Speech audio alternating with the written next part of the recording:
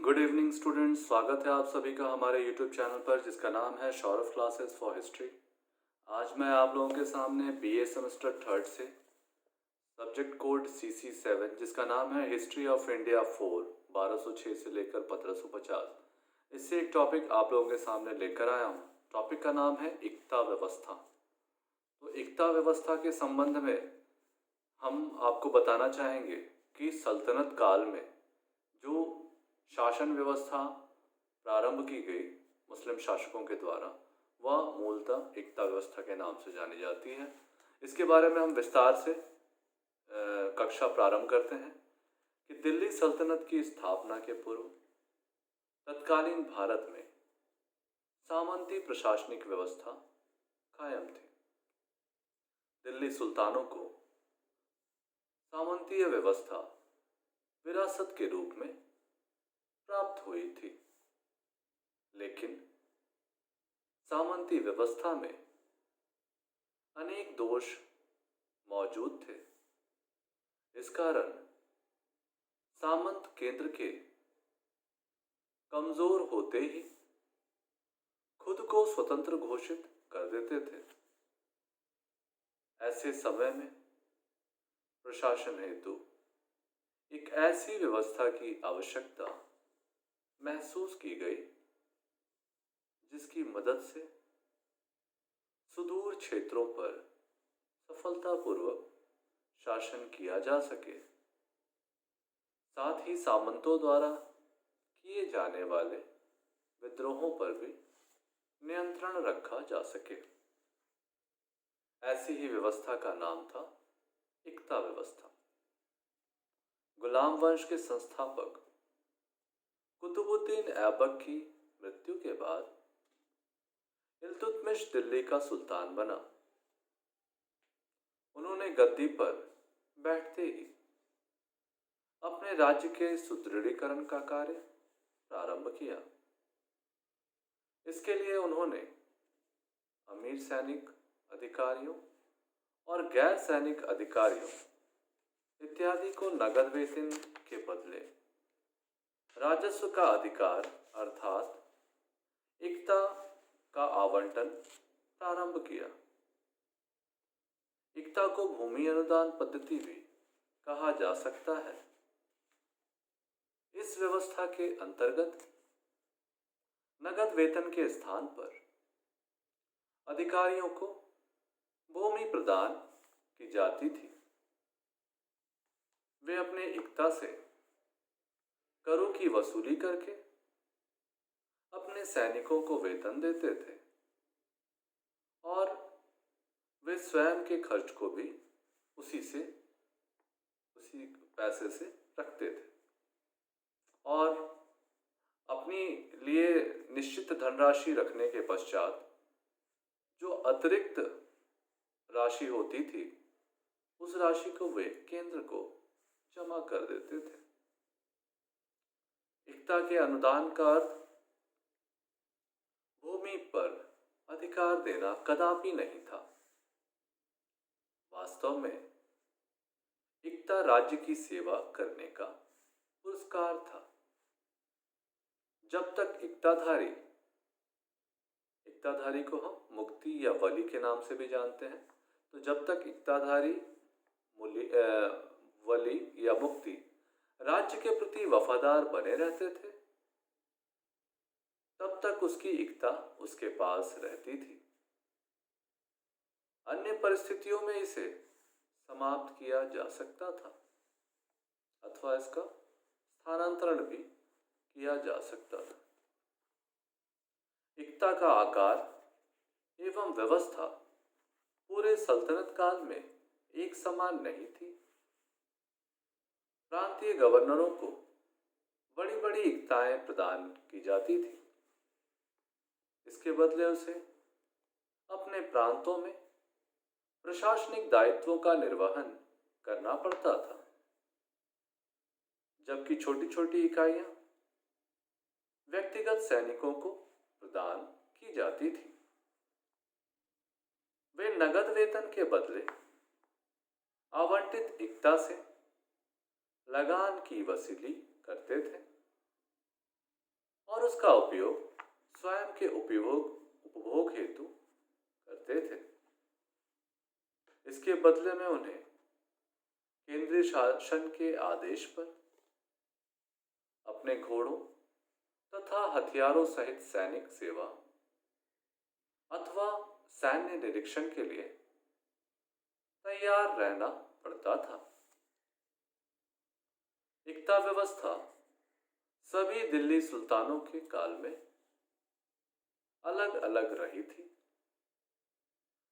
इस व्यवस्था में समय समय पर कुछ परिवर्तन होता रहा था। इल्तुतमिश द्वारा स्थापित इक्ता व्यवस्था में फेरबदल करने का प्रयास बलबन के द्वारा किया गया, जो पूरी तरह से प्रभावहीन रहा। इस दिशा में प्रभावशाली परिवर्तन अलाउद्दीन खिलजी के काल में देखा जा सकता है। खिलजी के शासनकाल में संभवतः दीवाने वजारत विभाग, दीवाने वजारत याद रखिएगा, वजीर का विभाग होता था जिसमें आय व्यय का लेखा जोखा रखा जाता था, उसी को हम कहते हैं दीवाने वजारत। तो खिलजी के शासनकाल में संभवतः दीवाने वजारत विभाग द्वारा प्रत्येक इक्ता से प्राप्त होने वाली अनुमानित राजस्व का आकलन किया गया। उनके शासनकाल में लेखा परीक्षण सख्त किया गया और उसमें गलतियां करने वाले को कठोर दंड दिए जाते थे। इसमें तबादले जल्दी जल्दी किए जाते थे तथा बहाने बनाकर इक्तादार की अनुमानित राजस्व आय का अवसर बढ़ा दिया जाता था। अलाउद्दीन ने भूमि की पैमाइश के आधार पर लगान का निर्धारण किया। साथ ही उन्होंने छोटे इक्तादार का अधिकार ग्रहण कर उसे खालसा भूमि में परिवर्तित कर दिया। अर्थात अलाउद्दीन के काल में छोटे छोटे इक्तदारों को समाप्त कर बड़े इक्तदारों का प्रावधान किया गया। ठीक है। सैनिकों को इक्ताओं के बढ़ते बदले नकद वेतन दिए जाने की प्रथा अलाउद्दीन ने प्रारंभ की। गयासुद्दीन तुगलक के शासनकाल में अपेक्षाकृत कुछ उदार नीति अपनाई जाने लगी।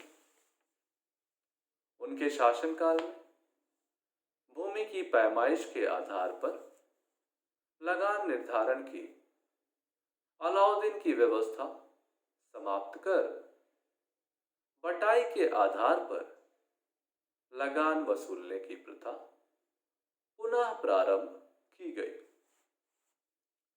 केंद्रीय वित्त मंत्रालय द्वारा अनुमानित राजस्व आय में वृद्धि एक वर्ष में 1/10 से लेकर 1/11वां भाग से अधिक नहीं की जा सकती थी।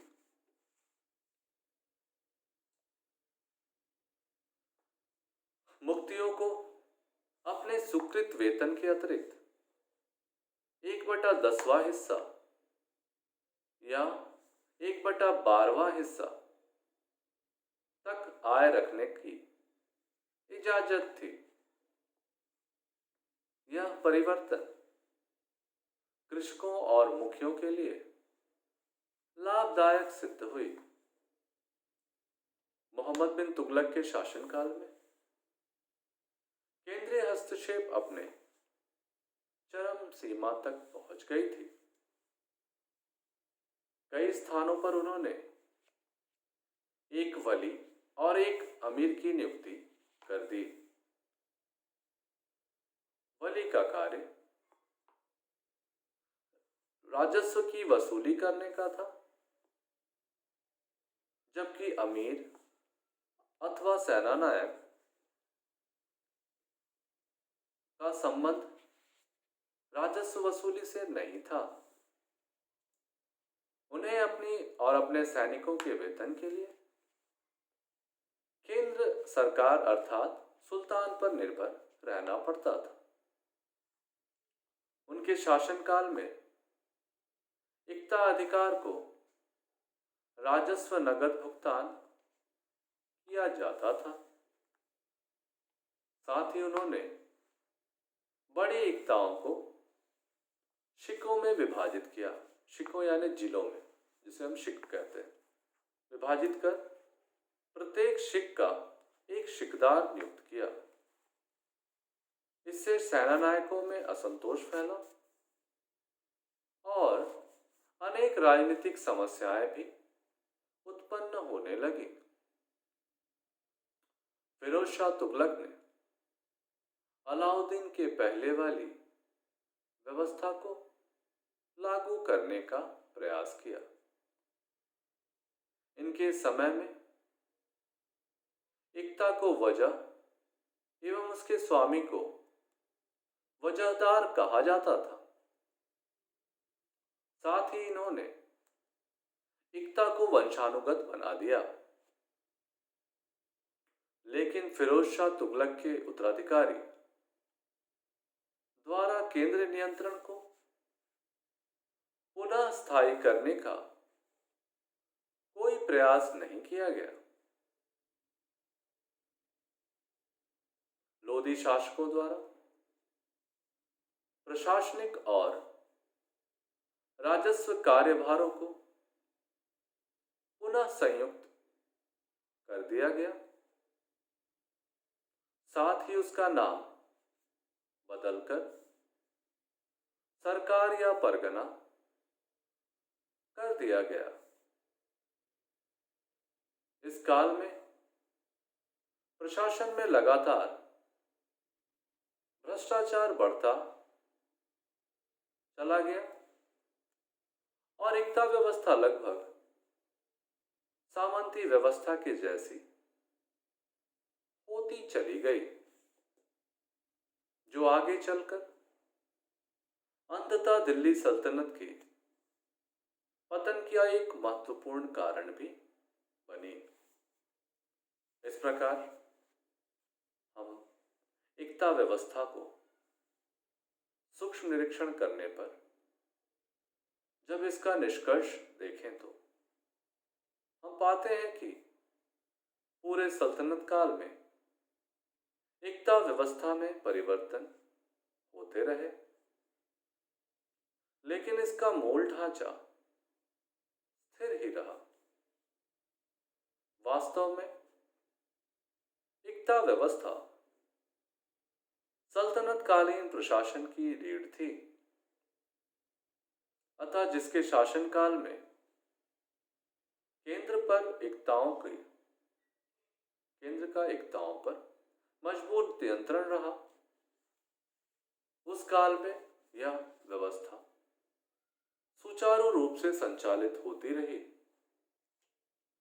लेकिन आगे चलकर जैसे जैसे प्रशासन कमजोर पड़ता चला गया, इन इक्ताओं ने अपनी शक्ति बढ़ाकर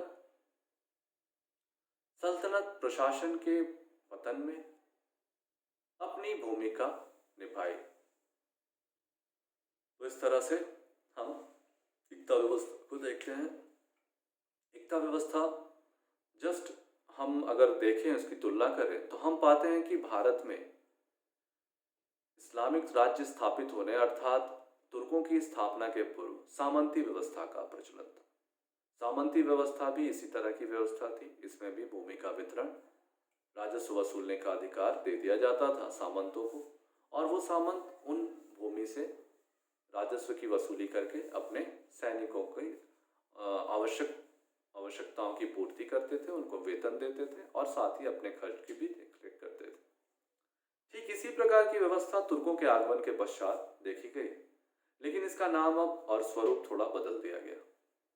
इसका नाम सामंती की जगह इक्ता व्यवस्था कर दी गई। इस व्यवस्था के अंतर्गत इक्तादारों को इक्ताएं दी जाने लगी और जो इक्तादार इक्ता प्राप्त करते थे वे उन इक्ताओं से राजस्वों की वसूली करते थे और वसूली कर किए गए राजस्व से वे अपने सैनिकों का प्रबंध, स्वयं अपने खर्चों का प्रबंध और जो अधिशेष राशि होती थी वह वे उसको सुल्तान को वापस राजकोष में जमा कराते थे। लेकिन ये जो इक्ता व्यवस्था थी यह जीवन पर्यंत उनको प्राप्त नहीं होती थी, बल्कि उनकी सेवा और वफादारी पर निर्भर करती थी। जब तक इक्तादार वफादार होते थे और अपने कार्यों का सुचारू ढंग से संचालन करते थे तब तक इक्ताएं उनके पास होती थी। लेकिन आगे चलकर जैसे जैसे इक्तादार ने देखा कि सल्तनतकालीन शासकों की शक्ति कमजोर पड़ रही है तो इन इक्तादारों ने अपनी शक्ति को बढ़ाना प्रारंभ कर दिया और जगह जगह पे इन इक्तादारों ने विद्रोह भी किया। जैसे आगे चलकर हम देखते हैं कि दिल्ली सल्तनत के पतन में इन इक्तादारों की भी भूमिका काफी महत्वपूर्ण मानी जाती है। तो आज हम इस विषय को यहीं समाप्त करेंगे। हम एक नए विषय के साथ फिर से हाजिर होंगे आप लोगों के सामने अगली क्लास में। तो आज के लिए बस इतना ही। कल फिर मिलते हैं एक नए विषय के साथ। तब तक के लिए धन्यवाद।